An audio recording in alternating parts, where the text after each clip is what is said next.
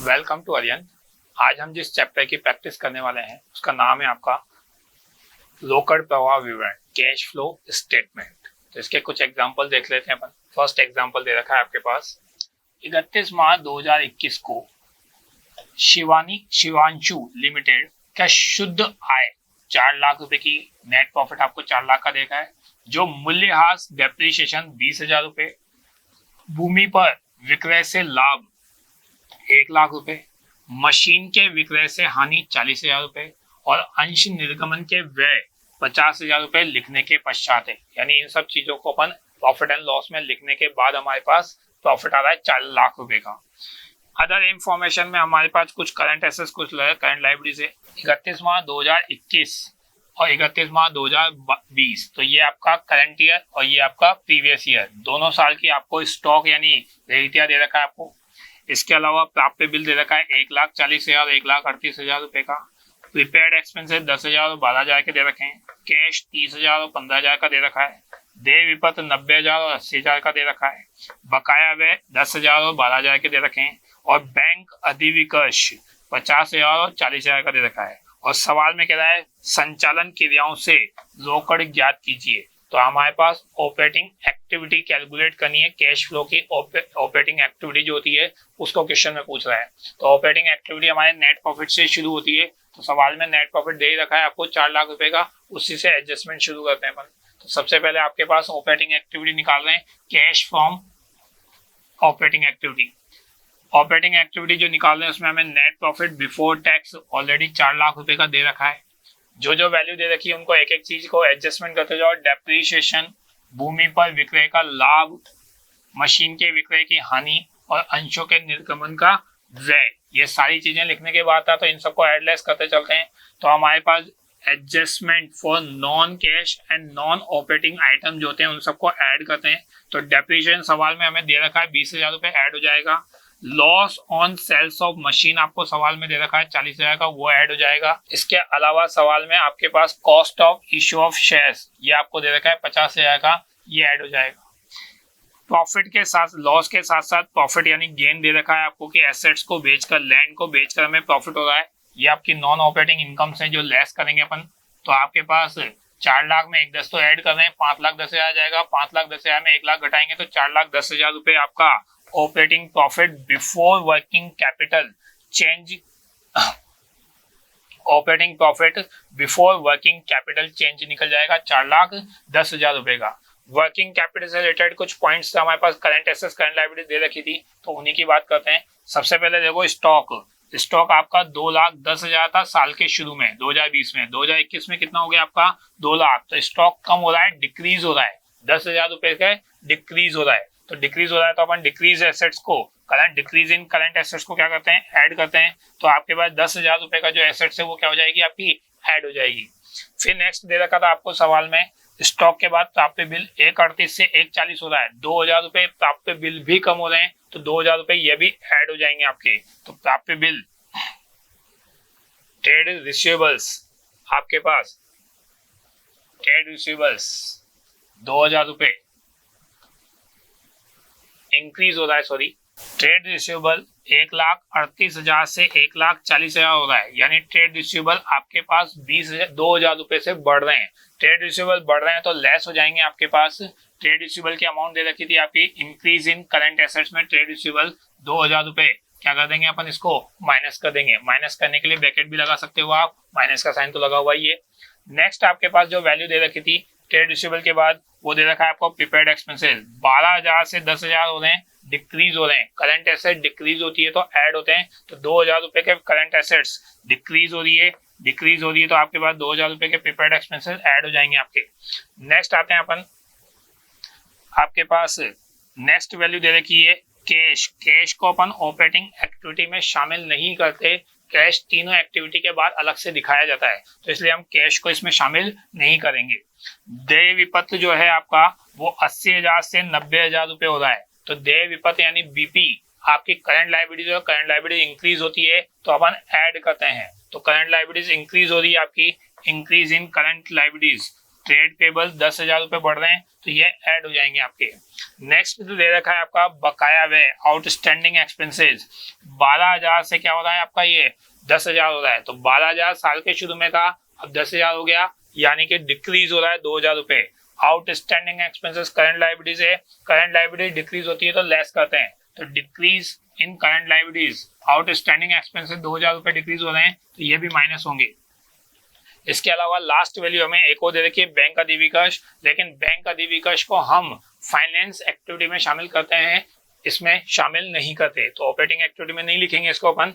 तो ये सारे एडजस्टमेंट करने के बाद टोटल ले लो 4,10,000 रुपए का वर्किंग कैपिटल अपन ने ऑपरेटिंग प्रॉफिट निकाला था बिफोर वर्किंग कैपिटल चेंजेस, इन सब में ये 22,000 रुपए ऐड होंगे, 4,32,000 रुपए वैल्यू आ जाएगी आपकी। 4,32,000 रुपए में हम जो वर्किंग कैपिटल माइनस करनी है हमारे पास वो लेस करेंगे, तो 4,28,000 रुपए की कैश फ्रॉम ऑपरेटिंग एक्टिविटी आएगी।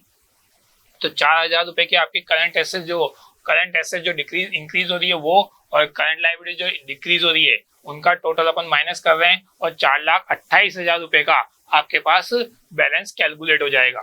तो ये आपकी ऑपरेटिंग एक्टिविटी कैलकुलेट हो जाएगी। सेकेंड एग्जाम्पल पे आते हैं अपन। निम्नलिखित सूचनाओं से विनियोग क्रियाओं से रोकड़ प्रवाह की गणना कीजिए। इन्वेस्टमेंट एक्टिविटी पूछ रहा है आपसे, तो इन्वेस्टमेंट एक्टिविटी में जो रिसिप्ट होती है एसेट्स की और जो एसेट्स की आपकी परचेज होती है उनको लिखते हैं अपन। तो आपके पास साल के शुरू का प्रारंभिक शेष दे रखा है और अंतिम शेष दे रखा है, ओपनिंग एंड क्लोजिंग बैलेंस दे रखे हैं। देखो किस किस का, प्लांट एंड मशीनरी की लागत मूल्य दे रखा है 3 लाख और 3,20,000 रुपए का। एकत्रित हाथ दे रखा है 90,000 और 1 लाख रुपए का। एकस्व यानी पेटेंट आपको दे रखा है 260 और 1,40,000 के। ये बैलेंस दे रखे हैं आपको। ख्याति 80,000 और 1 लाख की गुडविल दे रखी है। अतिरिक्त सूचनाओं में क्या बता रहा है, देखो वर्ष के दौरान मशीनरी पर हाथ लगाया अपन ने 36,000 रुपए का। इसके अलावा आपके पास 20,000 रुपए की मशीन 16,000 रुपए में क्या कर दिया आपने बेच दी, और 80,000 रुपए का जो एकस्व था आपका वो 1,10,000 रुपए में क्या कर दिया बेच दिया। तो ये क्वेश्चन की कुछ और इन्फॉर्मेशन हमें दे रखी है। तो इससे अपन कुछ इन्वेस्टमेंट एक्टिविटी कैलकुलेट करते हैं, तो कुछ अकाउंट बनाने पड़ेंगे, जैसे प्लांट एंड मशीनरी का अकाउंट, डेप्रिसिएशन का अकाउंट, ताकि ये वैल्यू कैलकुलेट हो सके आपके पास। तो सबसे पहले आपके पास प्लांट एंड मशीनरी और डेप्रिसिएशन का अकाउंट बनाते हैं। सवाल में आपके पास प्लांट एंड मशीनरी और डेप्रिसिएशन का बैलेंस दे रखे हैं। प्लांट एंड मशीनरी का लागत मूल्य यानी कि आपके पास कॉस्ट है, उसका डेप्रिसिएशन अकाउंट अलग से बना के दे रखा है। 3 लाख रुपए आपके पास ओपनिंग बैलेंस है और 3,20 आपका क्लोजिंग बैलेंस है। 90,000 रुपए ओपनिंग बैलेंस है और 1 लाख रुपए क्लोजिंग बैलेंस है। तो इनको वैल्यू को पुटअप करते हैं अपन सबसे पहले। तो सबसे पहले हमारे पास प्लांट एंड मशीनरी का ओपनिंग बैलेंस 3 लाख और क्लोजिंग बैलेंस 3,20 दिया हुआ था। एक्यूमुलेटेड डेप्रिसिएशन अकाउंट यानी कि जो एकत्रित हाथ है उसका बैलेंस क्रेडिट होता है। ओपनिंग बैलेंस 90,000 दे रखा है और क्लोजिंग बैलेंस 1 लाख रुपए दे रखा है। ये सारी इन्फॉर्मेशन हमें क्वेश्चन में दे रखी है। नीचे क्वेश्चन में हमें एक और इन्फॉर्मेशन दी थी कि हमारे पास मशीन पर हाथ कितना लगाया है 36,000 रुपए। तो इस साल मशीन पर जो हाथ लगा रहे हैं वो करंट ईयर का डेप्रिसिएशन ये लिखेंगे अपन 36,000 का। टोटल लगाओगे आप 1,26,000 आएगा। 1,26,000 में 1 लाख रुपए घटाएंगे तो बैलेंसिंग फिगर से जो मशीन बेची है उस मशीन का बैलेंसिंग फिगर से आपका डेप्रिसिएशन आ जाएगा जो मशीन आप बेच रहे हो। तो जो मशीन बेच रहे हैं उसका डेप्रिसिएशन अपन मशीन अकाउंट में ट्रांसफर करेंगे एक्यूमुलेटेड डेप्रिसिएशन टू मशीन से। तो ये एक्यूमुलेटेड डेप्रिसिएशन टू मशीन यहाँ पे आ जाएगा आपका 26,000 का, जो अपन ने उस अकाउंट से कैलकुलेट किया है। हमें सवाल में दिया हुआ था कि हम मशीन को बेच रहे हैं, तो मशीन कितने में बेच रहे हैं, देखो 20,000 की मशीन 16,000 रुपए में बेच रहे हैं अपन। तो 20,000 की मशीन अगर 16,000 रुपए में बेच रहे हैं अपन तो आपके पास लॉस हो रहा है और उस लॉस को दिखाएंगे अपन। तो 16,000 रुपए में सेल हो रहा है और 20,000 की मशीन 16,000 में बेच रहे हैं, तो जो लॉस है वो लॉस कितने का आ रहा है आपका 4,000 रुपए का आता है। तो ये सारी इंफॉर्मेशन हमें सवाल में दे रखी है। प्लांट एंड मशीनरी अकाउंट बंद कर दो। इधर का टोटल आ रहा है 3,66,000 रुपए, जो वैल्यू आ रही है वो 3,66,000 में ओपनिंग बैलेंस घटाएंगे तो हमारे पास 66,000 रुपए की परचेज आ जाएगी, जो बैलेंसिंग फिगर से अपन कैलकुलेट कर रहे हैं कि अपन ने इस साल प्लांट एंड मशीनरी कितने में खरीदी। तो मेनली सेल्स और परचेज, डेप्रिसिएशन इन्वेस्टमेंट एक्टिविटी में नहीं आता। तो हमारे पास जो सेल करी वो 16,000 की करी है और जो आपने खरीदी है वो 66,000 की खरीदी है।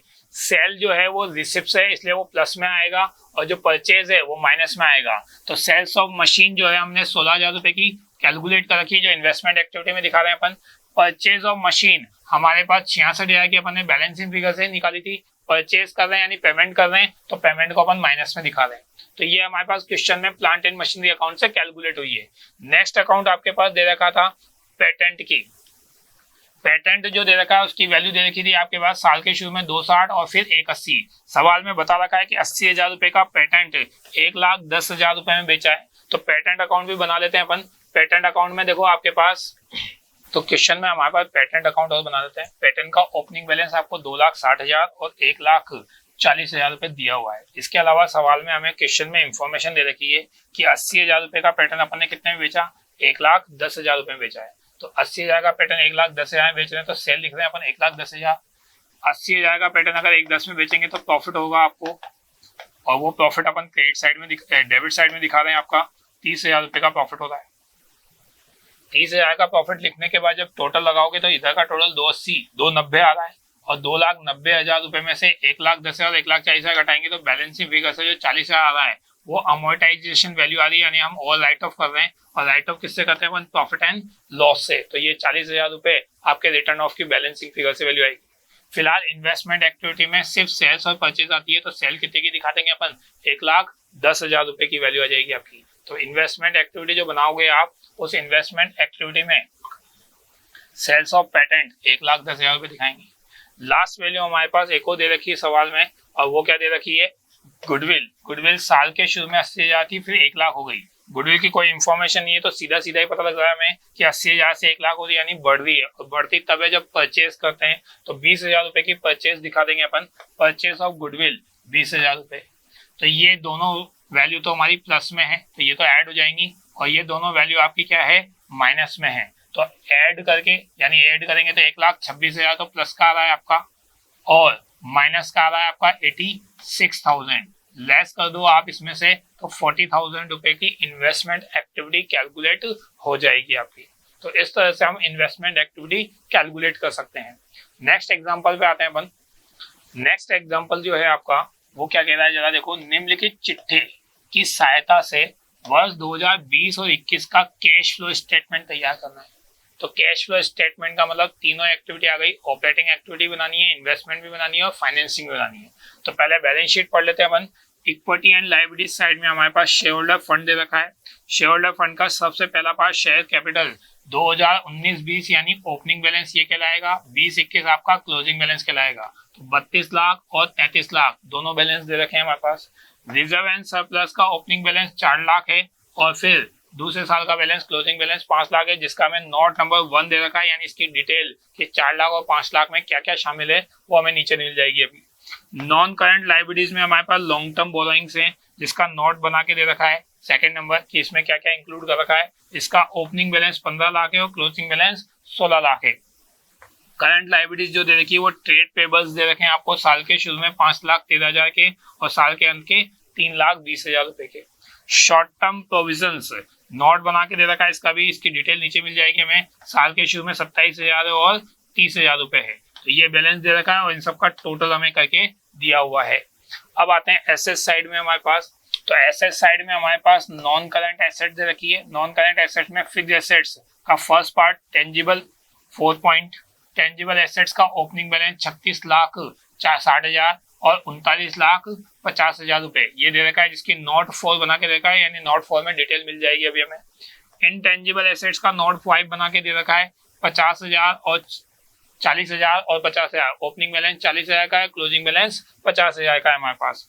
नॉन करंट इन्वेस्टमेंट सवाल में दे रखे हैं, साल के शुरू में भी 6 लाख है और साल के अंत में भी 6 लाख रुपए के दे रखे हैं। करंट एसेट्स में क्या क्या दे रखा है देखो।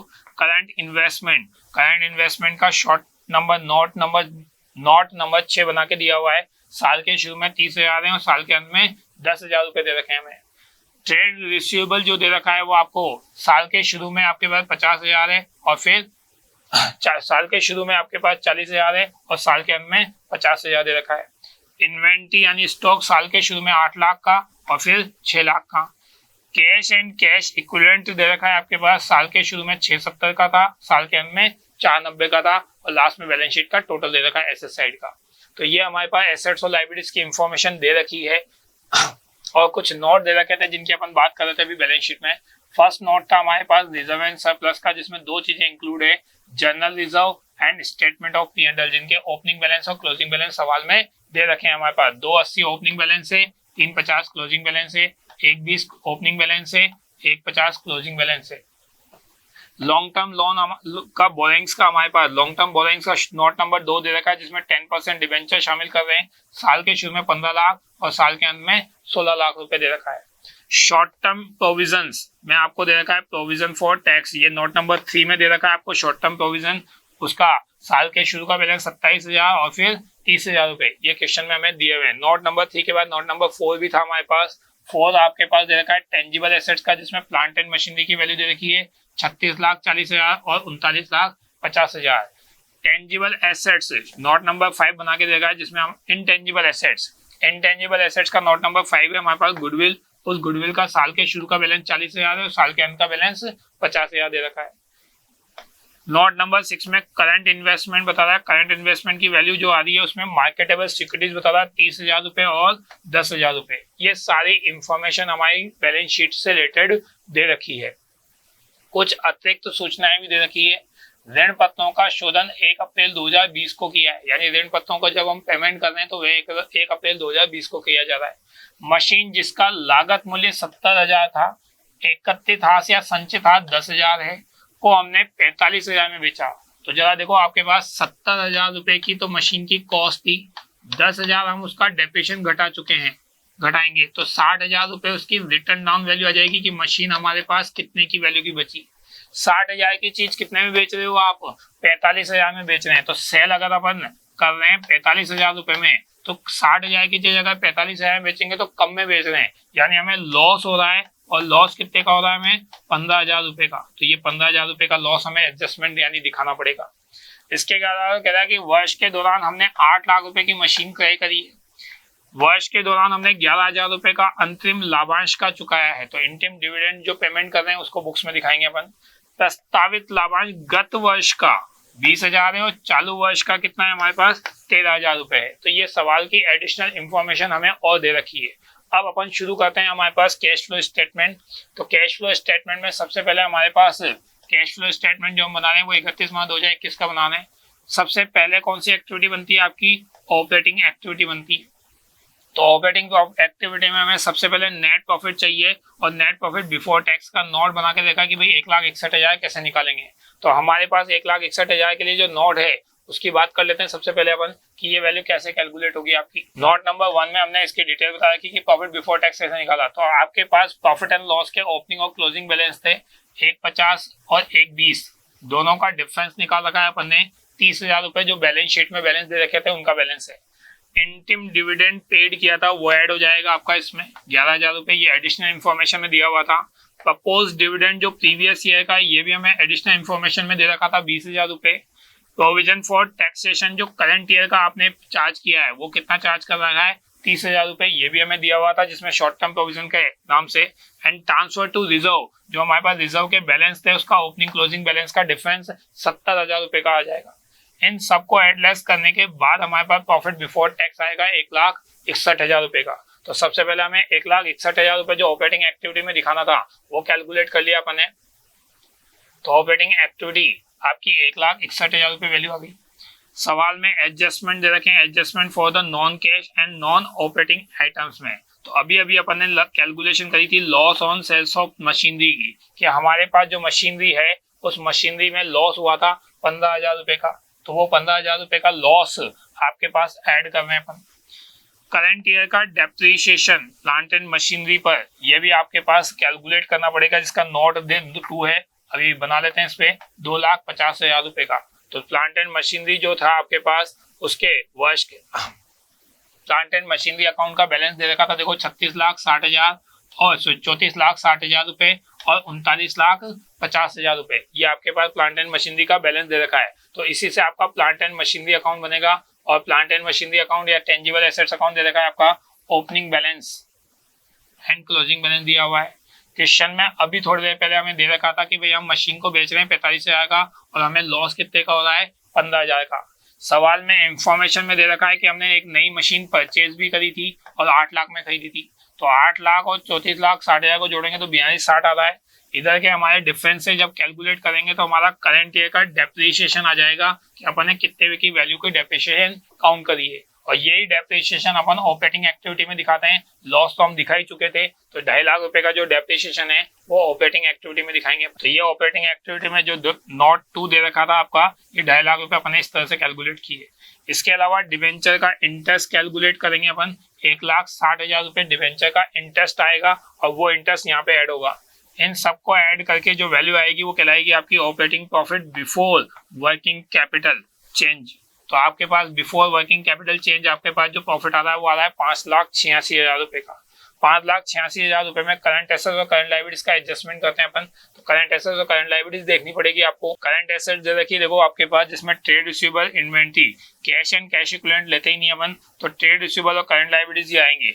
इन करंट इन्वेस्टमेंट जो थे उसमें मार्केटेबल सिक्योरिटीज दे रखा था आपको नोट में, वो भी आपके पास तीनों एक्टिविटी के साथ कैश एंड कैश इक्विवेलेंट के साथ जुड़ता है लास्ट में। तो अभी तो फिलहाल ट्रेड रिसीवेबल लेते हैं अपन। 40,000 रुपए साल के शुरू में था और साल के अंत में 50,000 हो गया, यानी बढ़ रहा है 10,000 रुपए आपका। तो 10,000 रुपए जो बढ़ रहा है उसका क्या करने वाले हैं जरा वो देख लेते हैं अपन। तो हमारे पास चेंज इन इन्वेंटरी जो इंक्रीज हो रही है आपकी करंट एसेट ट्रेड रिसीवेबल की, वो 10,000 रुपए क्या कर रहे हैं अपन, माइनस कर रहे हैं।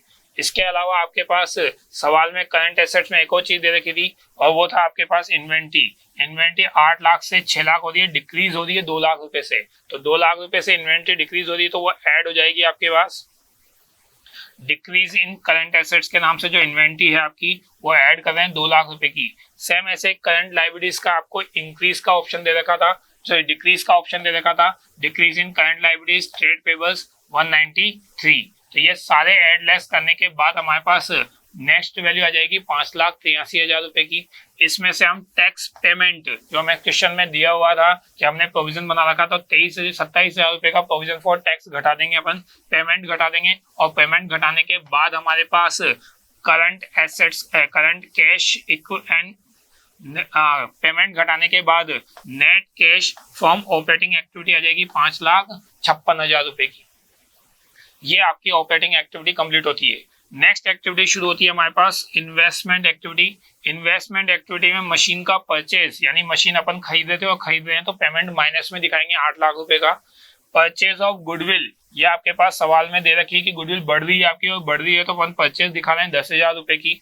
मशीन को हम 45,000 रुपए में बेच रहे थे, ये एडिशनल इंफॉर्मेशन में दे रखा था आपके पास 45,000 रुपए की। तो ये दोनों तो माइनस में है, तो ऐड हो जाएंगे 8,10,000। ये प्लस में है, तो प्लस का वैल्यू कम है इसलिए माइनस में आ रही है आपके पास इन्वेस्टमेंट एक्टिविटी। तो net cash used investment activity, तो कितना यूज कर रहे हैं अपन, 7,65,000 रुपए इन्वेस्टमेंट एक्टिविटी में कैश को यूज कर रहे हैं। नेक्स्ट एक्टिविटी आती है आपकी financing activity, cash flow from financing activity. Financing activity में हमारे पास जो शेयर्स थे वो बढ़ रहे थे आपके पास 1 लाख से, यानी इश्यू हो रहे हैं आपके पास, तो वो 1 लाख रुपए आ जाएंगे। डिवेंचर्स जो आपके बढ़ रहे थे उनसे 1 लाख रुपए डिवेंचर्स आ जाएंगे आपके पास। इंटिम डिविडेंड का पेमेंट किया था अपन ने, वो 11,000 रुपए का इंटिम डिविडेंड का पेमेंट आ जाएगा आपके पास। प्रपोज डिविडेंड जो हमने अनुमान लगाया था उसका पेमेंट मान रहे हैं कि पिछले साल का इस साल पेमेंट किया होगा, तो 20,000 रुपए का पेमेंट हुआ आएगा। डिवेंचर्स का इंटरेस्ट पे कर रहे हैं अपन, और वो 1,60,000 रुपए का इंटरेस्ट पे कर रहे हैं, तो वही प्लस और माइनस की वैल्यू को जोड़ो और आपकी फाइनेंसिंग एक्टिविटी 9,000 की आ जाएगी। तो तीनों एक्टिविटी का वैल्यू आ जाएगी। पहली एक्टिविटी की वैल्यू आ रही है 5,56,000, दूसरी 5,56,000, दूसरी एक्टिविटी की वैल्यू आ रही है आपके पास 7,65,000 रुपए, और तीसरी एक्टिविटी की वैल्यू आ रही है 9,000 रुपए सॉरी। तो ये तीनों एक्टिविटी का जो टोटल आ रहा है आपके पास वो 2 लाख रुपए माइनस में आ रहा है, डिक्रीज में आ रहा है। इसमें हम कैश इक्विवेलेंट एंड कैश से रिलेटेड एक्टिविटी जोड़ रहे हैं, जिसका टोटल आ रहा है 7 लाख रुपए। ओपनिंग बैलेंस जोड़ेंगे तो क्लोजिंग बैलेंस कितने के बराबर आ जाएगा आपका, 5 लाख रुपए आ जाएगा। तो ये इस तरह से आपकी कैलकुलेशन हो जाएगी। 5 lakh cash and cash equivalent में क्या क्या जोड़ रहे हैं वो भी बता रखा है आपको। ओपनिंग बैलेंस में 670 और 30,000 रुपए के मार्केटेबल सिक्योरिटीज दे रखी थी, तो ओपनिंग बैलेंस 7 लाख आ गया। क्लोजिंग बैलेंस आपके पास 490 प्लस 10 5 लाख आ गया। तो आपके पास 5-7 लाख रुपए अपन ने ऐड किए थे ओपनिंग बैलेंस के, और ओपनिंग बैलेंस में से 2 लाख रुपए घटाएंगे तो 5 लाख रुपए का क्लोजिंग बैलेंस क्या हो जाएगा आपका, कैलकुलेट हो जाएगा। तो इस तरह से ये टैली किया जा सकता है कि हमारे पास क्लोजिंग बैलेंस 5 लाख के बराबर आना चाहिए। ये हमारा एग्जाम्पल खत्म होता है। नेक्स्ट एग्जाम्पल लेते हैं अपन। नेक्स्ट एग्जाम्पल है आपका, निम्नलिखित चिट्ठे से की सहायता से DCX लिमिटेड का कैश फ्लो स्टेटमेंट बनाना है हमें। कैश फ्लो स्टेटमेंट वापस से वैसे ही तीनों एक्टिविटी बनानी है आपके पास। सवाल में आपको 31 मार्च 2019 और 31 मार्च 2020 यानी ये तो प्रीवियस ईयर है आपका और ये आपका करंट ईयर दे रखा है। तो आपके पास उसकी वैल्यू दे रखी है। सबसे पहले समता एवं दायित्व दे रखे हैं जिसमें अंशधारियों का कोर्स दे रखा है। अंश पूंजी कितने की दे रखी है? 21 लाख और 20 लाख रुपए की। साल के शुरू की 21 लाख की और साल के अंत की 30 लाख रुपए की है। रिजर्व एंड सरप्लस का नोट बना के दे रखा है। क्लोजिंग बैलेंस 4 लाख का है और ओपनिंग बैलेंस आपका 5 लाख का है। Current liabilities, non current liabilities दे रखी है आपको। दीर्घकालीन उधार यानी लॉन्ग टर्म बोरोइंग्स, उसका नोट नंबर 2 दे रखा है। 5 लाख साल के शुरू में, 8 लाख साल के अंत में। चालू दायित्व में देय विपत्र दे रखा है आपके पास 1 लाख रुपए साल के शुरू में और 1,50,000 साल के अंत में। इसके अलावा आपके पास अल्पकालीन आयोजन शॉर्ट टर्म प्रोविजन दे रखे हैं जिसका नोट नंबर 3 में मिल जाएगा हमें डिटेल। 56,000 रुपए और 76,000 रुपए दे रखी है वैल्यू। तो ये आपकी लाइबिलिटी साइड का इंफॉर्मेशन दे रखी है। अब आते हैं एसेट साइड की इंफॉर्मेशन पे। नॉन करंट एसेट दे रखी है आपके पास। नॉन करंट एसेट्स में स्थायी संपत्ति यानी फिक्स्ड एसेट्स दे रखी है। फिक्स्ड एसेट्स का फर्स्ट पार्ट टेंजिबल का नोट नंबर 4 बना के दे रखा है। साल के शुरू में 20 लाख की थी और साल के अंत में 27 लाख की है। अमूर्त संपत्तियां साल के शुरू में 7 लाख की है और फिर 8 लाख की है। इसके अलावा चालू संपत्तियां हैं जिसमें स्टॉक दे रखा है आपको साल के शुरू में 4 लाख और 8 लाख का। इसके अलावा चालू विनियोग दे रखे हैं 78,000 और 89,000 और कैश एंड कैश इक्विवेलेंट दे रखा है आपको 78 और 37 रुपीज का। तो ये सारी एसेट्स की इंफॉर्मेशन दे रखी है।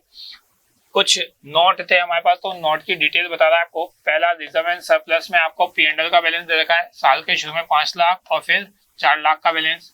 दीर्घकालीन उधार जो है उसमें 8% डिवेंचर शामिल है। साल के शुरू में 5 लाख है और फिर 8 लाख का बैलेंस है।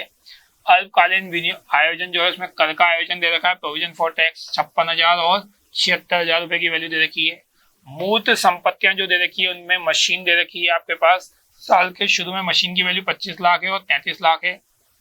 एकत्रित हाथ जो दे रखा है वो 5 लाख और 6 लाख रुपए दे रखा है। तो इस तरह से हमारे पास कुछ नोट थे, उन चारों नोट की डिटेल दे रखी है। अतिरिक्त सूचना में बता रहा है कि पहला पॉइंट 8 लाख रुपए की जो लागत की मशीन है जिस पर एकत्रित हाथ कितना लगा चुके हैं अपन 320 है, उसको हम 6,40,000 रुपए में क्या कर रहे हैं, बेच रहे हैं। तो 8 लाख की मशीन जिस पर आप डेप्रिसिएशन 320 लगा चुके हो तो 320 का एकत्रित हाथ घटा दो, आपकी रिटर्न डाउन वैल्यू आ जाएगी कि मशीन की वैल्यू कितनी बच रही है। तो रिटर्न डाउन वैल्यू का मतलब है कि हमारे पास आज की तारीख में उसका घटा हुआ मूल्य 480 है। 480 की चीज हम 640 में बेच रहे हैं, 6,40,000 में बेच रहे हैं। तो ज्यादा में बेच रहे हो आप तो आपको प्रॉफिट होगा और प्रॉफिट आ रहा है आपका 1,60,000 रुपए का। तो मशीन बेचने से जो हमें प्रॉफिट बता रहे हैं वो 1,60,000 रुपए का कैलकुलेट हो जाएगा, जिसको अपन अभी बुक्स में रिकॉर्ड करेंगे। ऋण पत्रों का निर्गमन 1 अप्रैल 2019 को किया है, ये सवाल में दिया हुआ है। तो ये सारी इंफॉर्मेशन दे रखी थी। अब DCX लिमिटेड का अपन कैश फ्लो स्टेटमेंट बनाना शुरू करते हैं जो हमें चाहिए। तो सबसे पहले कैश फ्लो स्टेटमेंट में हमें ऑपरेटिंग एक्टिविटी चाहिए और ऑपरेटिंग एक्टिविटी स्टार्ट जो होती है वो नेट प्रॉफिट बिफोर टैक्स पे होती है। तो नेट प्रॉफिट बिफोर टैक्स में नोट नंबर 1 में 24,000 रुपए कैसे लेके आए उसके लिए अपन ने इसका अलग से स्टेटमेंट बनाया हुआ है। तो जरा उस स्टेटमेंट पे नजर डाल लेते हैं कैसे बनेगा वो आपका। Calculation of net profit before tax. तो आपके पास नेट प्रॉफिट का जो बैलेंस था वो 5 लाख माइनस 4 लाख, ये आपके पास दिया हुआ है ओपनिंग और क्लोजिंग बैलेंस। तो ये माइनस में 1 लाख रुपए प्रेजेंट होगा आपका। इसके अलावा प्रोविजन फॉर टैक्स जो हमारे पास P&L में दे रखा था उसका 76,000 का प्रोविजन है, माइनस होगा तो आपके पास provision for net profit before tax कितना आ जाएगा आपका 24,000 रुपए आ जाएगा। तो ये 24,000 रुपए इस तरह से कैलकुलेट होगा और ये 24,000 रुपए से हमारी ऑपरेटिंग एक्टिविटी क्या हो जाएगी, शुरू हो जाएगी। इसके अलावा इसमें हमारे पास एडजस्टमेंट थे for non cash and non operating items के, जिसमें करंट ईयर का डेप्रिसिएशन लिखेंगे अपन 4,20,000 रुपए का। इंटरेस्ट ऑन डिवेंचर्स 8% निकाल रहे हैं, डिवेंचर्स के 8 लाख रुपए की वैल्यू पर 64,000 रुपए। मशीन को बेचने से अभी प्रॉफिट कैलकुलेट करके बताया था मैंने आपको 1,60,000 का, वो माइनस होगा आपका। इन सबको लेस करने के बाद 3 लाख रुपए का जो वैल्यू आएगी वो क्या कहलाएगी आपकी, 3 लाख रुपए की जो वैल्यू आ रही है वो कहला रही है operating profit before working capital and change, 3 lakh रुपए की। वर्किंग कैपिटल का चेंज निकालने के लिए आपको करंट एसेट्स और करंट लायबिलिटीज का इंक्रीज डिक्रीज देखना पड़ेगा। तो करंट एसेट्स करंट लायबिलिटीज में इंक्रीज डिक्रीज देखें तो करंट लायबिलिटीज देखो आपके पास सबसे पहले देय विपत्र दे रखा है, साल के शुरू में 1 लाख था, फिर साल के अंत में 1,50,000 हो गया, यानी इंक्रीज हो रही है और 50,000 रुपए इंक्रीज हो रही है तो वो ऐड हो जाएगी आपकी इंक्रीज इन ट्रेड पेबल्स, 50,000 रुपए ऐड हो जाएंगे आपके। इसके अलावा आपके पास करंट एसेट जो दे रखी थी उस करंट एसेट्स में स्टॉक दे रखा है, स्टॉक आपके पास साल के शुरू में 4 लाख से 8 लाख होता है, यानी करंट एसेट्स आपकी 4 लाख से बढ़ रही है तो ये लेस हो जाएगी आपकी। इसके अलावा जो करंट एसेट्स और कैश इक्विवेलेंट है ये तीनों एक्टिविटी के बाद लास्ट में कैश के बैलेंस के साथ आएगा, एक साथ जुड़ के आएंगे ये आपके पास, तो वो वहां दिखाएंगे। तो फिलहाल स्टॉक की बात कर रहे हैं अपन तो कि स्टॉक जो दिखाना है अपने को, तो आपका स्टॉक बढ़ रहा था और बढ़ रहा है तो 4 लाख रुपए से इंक्रीज जो स्टॉक है वो लेस हो जाएगा आपका। एड लेस करो, आपके पास cash used in operating activity before tax आ जाएगा। 3 लाख रुपए में 50,000 तो जोड़ेंगे तो 3.5 लाख रुपए और 4 लाख रुपए घटाएंगे तो 4 लाख रुपए माइनस की वैल्यू बढ़ी है तो 50,000 वैल्यू बच जाएगी आपकी। फिर उसमें से टैक्स पेड घटा रहे हैं अपन 56,000 रुपए का, 56,000 रुपए भी माइनस में कर रहे हैं तो ये भी माइनस का ये भी माइनस का, तो दोनों ऐड हो जाएंगे तो हमारी ऑपरेटिंग एक्टिविटी में कैश यूज आ जाएगा 1,06,000 रुपए माइनस का बैलेंस प्रेजेंट कर रहा है। तो ये आपकी ऑपरेटिंग एक्टिविटी है। सेकेंड एक्टिविटी पे आते हैं अपन investment activity, cash flow from investment activity से। तो इन्वेस्टमेंट एक्टिविटी में मशीन का परचेज, कि मशीन कितने की खरीदी आपने, तो ये 16 लाख रुपए के लिए मशीन अकाउंट बना लेते हैं अपन की कैसे कैलकुलेट होगा आपका, तो ये मशीन अकाउंट बनाने के बाद पता लगेगा आपको। बैलेंस आपको साल के शुरू में दे रखा था 25 लाख और 30 लाख रुपए। क्वेश्चन की एडिशनल मशीन में दे रखा है कि हम एक मशीन 6,40,000 रुपए में बेच रहे हैं जिस पर एक्यूमुलेटेड डेप्रिसिएशन कितना था आपका 3,20,000, और अभी अपन ने कैलकुलेट किया था कि जब मशीन बेच रहे हैं तो हमें क्या हो रहा है, प्रॉफिट हो रहा है 1,60,000 का, जिसे अपन ऑपरेटिंग एक्टिविटी में दिखा देते हैं। टोटल लगाएंगे और टोटल लगाकर बैलेंसिंग फिगर से आपके पास मशीन की परचेज कैलकुलेट हो जाएगी। इसके अलावा एक्यूमुलेटेड डेप्रिसिएशन अकाउंट बना रखा है अपन ने, तो एक्यूमुलेटेड डेप्रिसिएशन अकाउंट का ओपनिंग बैलेंस आपके पास क्रेडिट होता है तो 5 लाख रुपए और क्लोजिंग बैलेंस 6 लाख रुपए क्वेश्चन में दिया हुआ है। सवाल में बता रखा है कि जो मशीन बेच रहे हैं उस मशीन का 3,20,000 रुपए का डेप्रिसिएशन है, तो वो डेप्रिसिएशन अपन एक्यूमुलेटेड डेप्रिसिएशन अकाउंट में लिख रहे हैं। टोटल लगाओ 9,20 में से 5 लाख घटाएंगे तो करंट ईयर का डेप्रिसिएशन आ जाएगा, करंट ईयर में कितना डेप्रिसिएशन चार्ज किया है तो वो स्टेटमेंट ऑफ P&L में जाता है। यही डेप्रिसिएशन आप ऑपरेटिंग एक्टिविटी में ऐड करते हैं। तो ये सारी चीजें हमारे पास इन अकाउंट से निकलेगी। तो हमारे पास अभी आज मशीन अकाउंट इन्वेस्टमेंट एक्टिविटी में जो मशीन अकाउंट है वो 16 लाख रुपए आ जाएगा आपका, और मशीन जो बेची है अपन ने वो मशीन की सेल्स प्राइस आ जाएगी। तो परचेज ऑफ मशीन तो 16 लाख रुपए माइनस में दिखाएंगे, और मशीन जो बेची है आपने वो 6,40,000 में बेची थी वो आ जाएगा आपका। इसके अलावा हमारे पास और इंटेंजिबल एसेट दे रखी थी, उस पर आते हैं अपन। तो मशीन की इंटेंजिबल एसेट्स में इंफॉर्मेशन थी हमारे पास इंटेंजिबल एसेट्स की, कि हमारे पास साल के शुरू में मशीन इंटेंजिबल एसेट 7 लाख की थी और अब साल के अंत में कितने की हो गई, 8 लाख की हो गई। तो इंटेंजिबल एसेट 1 लाख की बढ़ रही है जो कि परचेज को प्रेजेंट कर रही है आपके। तो 1 लाख रुपए की परचेज को शो कर देंगे अपन, purchase of intangible asset 1 lakh रुपए। तो 16 और 1 17 लाख रुपए तो माइनस के, और 6,40,000 रुपए प्लस के, तो 17 लाख माइनस के हैं तो ये वैल्यू माइनस में आ जाएगी आपकी 10,60,000 रुपए की net cash use in investment activity. तो 10,60,000 रुपए अपन कैश एक्टिविटी में यूज कर रहे हैं। नेक्स्ट एक्टिविटी और लास्ट एक्टिविटी बचती है हमारी cash flow from financing activity. तो फाइनेंसिंग एक्टिविटी में शेयर्स पे आते हैं अपन कि अपन ने कितने शेयर इशू किए। तो शेयर्स के लिए इंफॉर्मेशन आपकी शेयर्स कैपिटल पे मिल जाएगी। साल के शुरू में शेयर कैपिटल 21 लाख की थी, अब कितने की हो गई आपकी 30 लाख की हो गई। तो 9 लाख की शेयर्स बढ़ रहे हैं, यानी मार्केट में हमने शेयर्स से फंड इकट्ठा किया है तो इश्यू ऑफ शेयर्स 9 लाख रुपए के आ जाएंगे। इश्यू ऑफ डिवेंचर भी ऐसे निकलेंगे कि साल के शुरू में डिवेंचर्स हमारे पास कितने के थे। तो डिवेंचर्स कैलकुलेट कर लेते हैं अपन। दीर्घकालीन उधार यानी डिवेंचर जो थे उसका नोट नंबर 2 दे रखा था कि 5 लाख से 8 लाख हो रहे हैं हमारे पास डिवेंचर।